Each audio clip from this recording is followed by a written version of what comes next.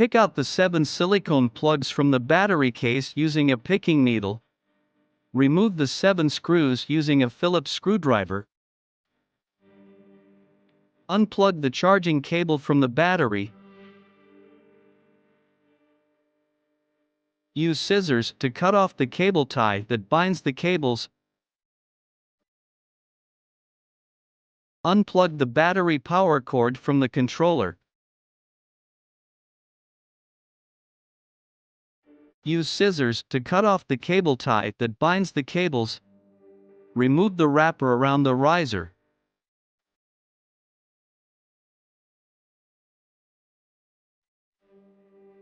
Remove the handle grip. Use a 3 mm hex key to loosen the socket set screw at the switch. Pull out the power cord from the upper tube through the frame. Pull out the power cord from the riser through the inlet hole. Remove the switch. Mount the new switch onto the handlebar and pre-tighten it.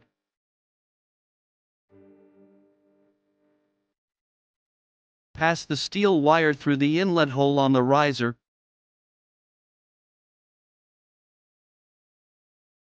Bind the terminator of the switch with a steel wire.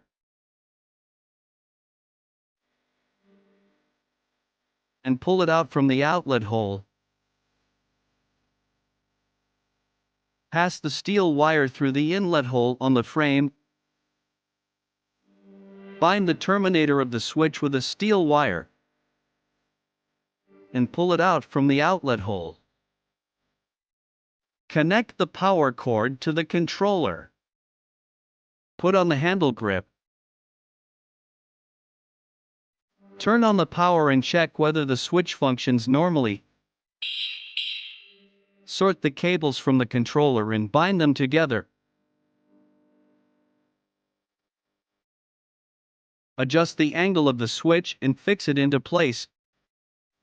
Install the battery case. Align the screw holes and tighten the screws. Insert the silicone plugs into the screw holes.